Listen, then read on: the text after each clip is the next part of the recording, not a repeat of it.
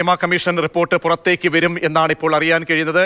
ഉടൻ പുറത്തേക്ക് വിടണം എന്ന നിലയിലാണ് ഇപ്പോൾ ഹൈക്കോടതിയിൽ നിന്നും വിധി പുറത്തേക്ക് വരുന്നത്. ഹേമ കമ്മീഷൻ റിപ്പോർട്ട് പുറത്തേക്ക് വിടരുത് എന്ന് ആവശ്യപ്പെട്ടുകൊണ്ട് നേരത്തെ ഹർജി വന്നിരുന്നു. ആ ഹർജിയുടെ അടിസ്ഥാനത്തിലായിരുന്നു താൽക്കാലികമായി ഇപ്പോൾ കഴിഞ്ഞ ആഴ്ച പുറത്ത് വിടേണ്ട റിപ്പോർട്ടാണ് അന്ന് തൽക്കാലം പുറത്തേക്ക് വിടേണ്ടതില്ല എന്ന് ഹൈക്കോടതി തീരുമാനിച്ചത്. പിന്നീട് ഇന്നിപ്പോൾ വിശദമായ രീതിയിൽ അത് ഉത്തരവ് പുറപ്പെടുവിക്കുന്ന ഒരു ഘട്ടത്തിലാണ് ഹേമ കമ്മീഷൻ റിപ്പോർട്ട് പുറത്തേക്ക് വിടാം എന്ന് ഇപ്പോൾ ഹൈക്കോടതി പറഞ്ഞിരിക്കുന്നത്. റിപ്പോർട്ട് പുറത്തുവിടാമെന്ന് അറിയിച്ചിരിക്കുന്നത് 2017 സിനിമാ ലോകത്തെ ഈ സ്ത്രീകൾ അനുഭവിക്കുന്ന പ്രശ്നങ്ങളുമായി ബന്ധപ്പെട്ടതടക്കം നിരവധി പ്രശ്നങ്ങൾ ഉന്നയിച്ചുകൊണ്ട് അതിനെ ഒരു പ്രതിവിധി തേടിക്കൊണ്ട് സമഗ്രമായൊരു പൊളിച്ചെടുത്തൽ തേടിക്കൊണ്ടാണ് 2017 ജസ്റ്റിസ് ഹേമ കമ്മീഷനെ സർക്കാർ നിയോഗിക്കുന്നത്. അതിനുശേഷം 5 വർഷത്തിനിപ്പുറമാണ് ഹേമ കമ്മീഷനിൽ ആ റിപ്പോർട്ട് തയ്യാറാക്കി അത് പുറത്തേക്ക് വിടണം എന്ന വിവരാവകാശ കമ്മീഷനിലൂടെ ഒരു ഉത്തരവ് പുറത്തേക്ക് വരുന്നത്. ആ സാഹചര്യത്തിൽ ആ ഉത്തരവ് പുറപ്പെടുവാനിരിക്കുന്ന സമയത്ത് പുറത്തേക്ക് വരാനിരിക്കുന്ന ആ ദിവസം തന്നെയാണ് ഇപ്പോൾ അന്ന് ഹർജി എത്തുന്നത്. നിർമ്മാതാവ് സജി നൽകിയ ഹർജിയിലാണ് ഇത്തരത്തിൽ ഒരു ഇടക്കാല ഉത്തരവെന്ന് സജിമോൻ പാറയിൽ നൽകിയ ഹർജിയിലാണ് ഹൈക്കോടതി ഇടപെടൽ ഉണ്ടാകുന്നത്.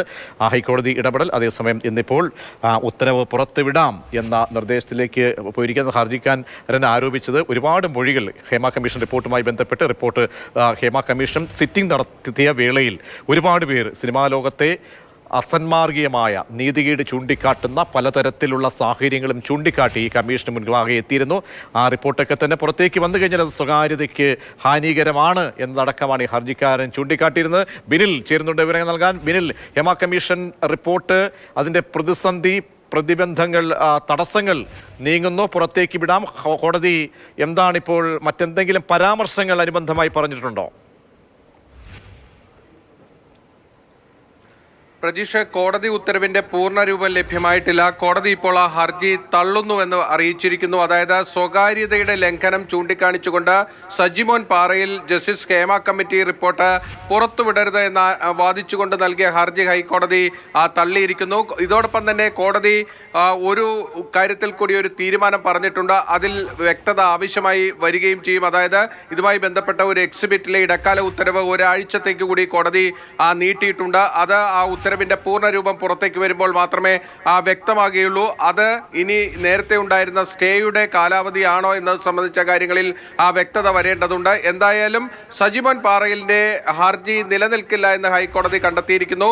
നേരത്തെ തന്നെ ജസ്റ്റിസ് VG അരുൺ ഈ കേസിൽ വാദം കേൾക്കുന്ന ഘട്ടത്തിലടക്കം അദ്ദേഹം ഉയർത്തിയ ഒരു പ്രധാനപ്പെട്ട ഒരു ചോദ്യം എന്നത് ഇതിൽ സ്വകാര്യതയുടെ ലംഘനം ആരോപിക്കാൻ ഈ ഹർജിക്കാരൻ എങ്ങനെ കഴിയുമെന്നത് തന്നെയാണ്. അതായത് ഈ ഒരു ഹർജിക്കാരൻ പെട്ടെന്ന് വരുന്നു, ഹൈക്കോടതിയിലേക്ക് വരുന്നു, ഇത് സ്വകാര്യതയുടെ ലംഘനമാണ്, ഒരുപാട് പേരുടെ സ്വകാര്യത ലംഘിക്കപ്പെടും ഈ റിപ്പോർട്ട് പുറത്തേക്ക് വന്നാൽ എന്ന വാദം മുന്നോട്ട് വയ്ക്കുമ്പോൾ അത് കോടതിക്ക് അംഗീകരിക്കാൻ കഴിഞ്ഞില്ല എന്നതാണ് പ്രാഥമികമായി നമുക്ക് മനസ്സിലാക്കാൻ കഴിയുന്നത്. അത് നേരത്തെ തന്നെ ഈ കേസിന്റെ വാദത്തിനിടയിൽ കോടതി ഓരോ തവണയും ചോദിച്ചൊരു ചോദ്യമാണ്.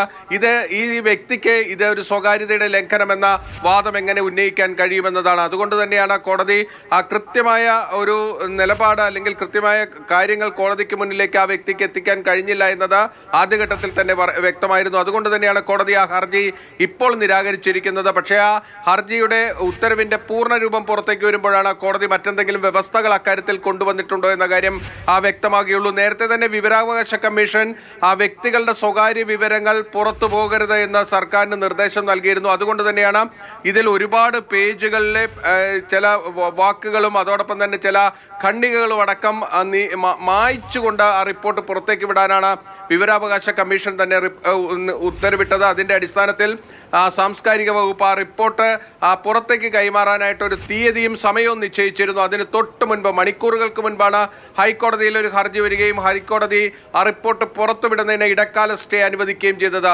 ആ സ്റ്റേയുടെ കാര്യത്തിൽ, ആ ഹർജിയുടെ കാര്യത്തിൽ ഇന്നൊരു തീരുമാനം വന്നിരിക്കുന്നു. ഹർജി ആ കോടതി പൂർണ്ണമായും തള്ളിയിരിക്കുന്നു. അതായത് ബിനിൽ പ്രതിസന്ധികളൊന്നുമില്ല എങ്കിൽ ഈ സർക്കാരിന്റെ, കാരണം മറ്റെന്തെങ്കിലും ഈ പറയുന്ന നിബന്ധനകളൊന്നുമില്ല എങ്കിൽ സർക്കാരിന് ഉടനെ അത് പുറത്തേക്ക് വിടാൻ കഴിയും എന്നുള്ളത് തന്നെയല്ലേ മനസ്സിലാക്കേണ്ടതല്ല. ഇനി പൂർണ്ണ ഉത്തരവ് വരുമ്പോൾ മറ്റെന്തെങ്കിലും ഇത് തരത്തിൽ പുറത്തേക്ക് വിടാം ഈ സമയമനുസരിച്ച് എന്തെങ്കിലും സമയക്രമമോ അങ്ങനെയൊന്നും ഉണ്ടാകാനിടയില്ലല്ലോ അല്ലേ? അക്കാര്യങ്ങൾ വ്യക്തമാകണമെങ്കിൽ ആ ഉത്തരവിന്റെ പൂർണ്ണരൂപം, അതിന്റെ വിശദാംശം പുറത്തേക്ക് വരണം. അതിന് അല്പം കൂടി നമുക്ക് കാത്തിരിക്കേണ്ടി വരും. എന്തായാലും സജിമോൻ പാറയിലിന്റെ ഹർജി കോടതി തള്ളിയിരിക്കുന്നു. ആ ഹർജി നിലനിൽക്കുന്നതല്ല എന്ന് ജസ്റ്റിസ് വി ജി അരുൺ കണ്ടെത്തിയിരിക്കുന്നു. കാരണം ഒരു വ്യക്തിക്ക് ഒരു സ്വകാര്യതയുടെ ലംഘനം ആരോപിച്ചു വരികയാണ്. അത് ഒരുപാട് പേരുടെ സ്വകാര്യതയെ ബാധിക്കുമെന്നൊരു വ്യക്തി വന്ന് കോടതിയിൽ പറയുകയാണ്. അതാണ് കോടതി ഇവിടെ തള്ളിയിരിക്കുന്ന ഒരു പ്രധാനപ്പെട്ട വാദം എന്നത്. കാരണം ഇത് പൊതു താല്പര്യമുള്ള ഒരു വിഷയമാണ് എന്നത് എല്ലാവർക്കും അറിയാവുന്ന ഒരു കാര്യമാണ്. സർക്കാരിന്റെ പൊതു ഖജനാവിൽ നിന്ന് പണമെടുത്ത് നിയമിച്ച ഒരു കമ്മീഷനാണ്. ആ കമ്മിറ്റിയുടെ റിപ്പോർട്ടാണ് സർക്കാരിന് മുന്നിലുള്ളത്.